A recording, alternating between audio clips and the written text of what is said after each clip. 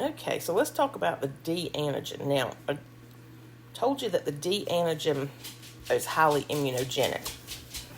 What that means is if you come in contact with it and you're Rh negative, or you don't have it, you're more than likely going to make an antibody. But it's a little more complicated than that. If I can get my stylus to work here. All right. Let's imagine that.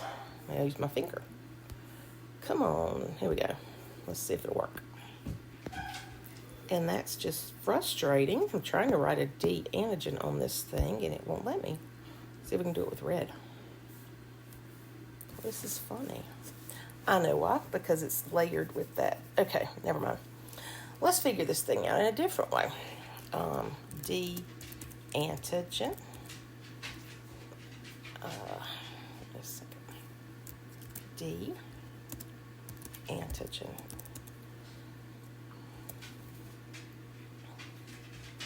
Okay.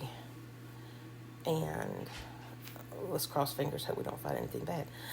Okay, here we go. Yeah. Let's use this one. Okay.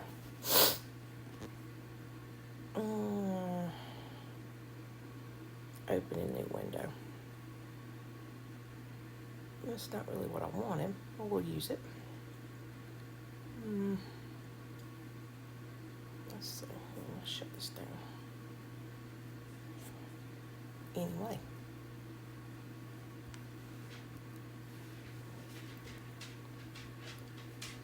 All right. There we are. So let's look at this right here. Okay. So the D antigen is very, very powerful, right? And obviously on the left-hand side right here, you've got, here I'm pointing it out like you're going to see it. Let's see if it'll do it. Yep. Oh, nope. Left-hand side over here, it's you've got the D antigen. The right side of the image doesn't have the D antigen. Okay, so the left side's Rh positive, the right side's Rh negative. All right. Now, that D antigen is very complex, and there are many parts of the epitope that make up that antigen. However, parts of that antigen could go missing. Like, let's imagine that instead of the 2 points on this antigen, the blue piece, you only have one. It's still a D antigen, but it's missing part of its composition. You can still detect it, kind of, sort of, but not fully, right? Or if it was missing both tips, it's still a D antigen. It's just missing the 2 points on the end. It's probably going to react weaker than it would if it was fully there, but it's still Rh positive. We call this weak D. So let's flip over to here. We call this a weak D expression of the D antigen. And it takes actually doing more specialized testing with it in order to detect it. Because it might look Rh negative when you test it initially, but when you incubate it at body temperature for about 15 minutes and then test it again, it's going to potentially be positive. We call that weak D or DU positive. So we only do this with donor units because we want to make sure that we are truly giving an Rh negative person an Rh negative unit of blood, right? Or we do it with newborns. We used to do it with women of childbearing age, but it doesn't matter anymore. We do it with children just to make sure we have a definitive Rh type. We're going to be doing this next week as well. So if it seems a little bit confusing to you, I'm going to give you some more images and more explanation in lecture with this lecture this week so that it'll kind of make a little bit better sense. But basically it's saying that even if you have part of your D protein that's missing, you're going to look like you're Rh negative. Your phenotype's going to look Rh negative, but when you do extended testing on it, you're going to find out that you truly do have the D antigen and that you're really Rh positive. I know, super confusing. it's going to be much clearer when we talk about it in lab. There are different types of weak D. I am not going to get into the positional effects of the weak D. It is not that big of a deal. What's a big deal is you knowing how to do the procedure, which don't sweat it right now. We'll do it next week. What's the significance of it? Like I said, all donor red cell units have to have it in order to make sure that they truly are Rh negative. And we also do it on neonates because we want to make sure that we do get their blood type right at that young of an age if they have to have a transfusion. Now, if you have a pregnant female who's Rh negative, but yet if you were to do weak D testing on her, she would be Rh positive, you're going to give her Rh negative blood anyway, so it doesn't matter. And that probably doesn't make any sense to you right now, and it shouldn't, but it will. So just table it for now. This should be a video of weak D testing. I'm going to post that as well. Actually, it's not a video. They're just showing things. Okay. The rest of this PowerPoint pretty much goes through the antigens in the Rh system. All right. Like I said, don't worry about cis and trans. Don't worry about all that stuff. What is important about compound antigens is that when you're positive for little c and little e, that's the same thing as F. You're like, what the hell? I said the same thing. It's okay. G is when you have anti-D and anti-big C. Yeah, I know. It's crazy. Someone had no time on there. Anyway, we won't even go there. I'm not worried about D deletion phenotype. We're not learning that. We're not going to do Rh null phenotype. We're not going to worry about that. Mod, we're not worrying about that. The antibodies, however. So most are IgG and they bind at 37 degrees, okay? So for a indirect anti-globulin test, which is IAT, that's the antibody screen, you have to incubate your test tubes at 37 degrees at body temperature because we want to see what happens in vivo, right?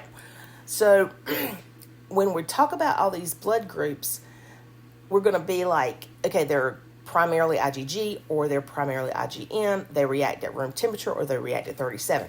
Rh antibodies mostly are IgG and they react at body temperature. Some can be IgM, but it's not necessarily the majority, okay? So we focus on anti-big C, anti-little c, anti-big E, anti-little e, and obviously anti-D, all right? And anti-D is the one that reacts the strongest, and it reacts strongest when you don't have a big C on the red cells you're testing. So we call this an R2-R2, like R2-D2, no, R2-R2 expression because you've got the D antigen and you've got the E antigen.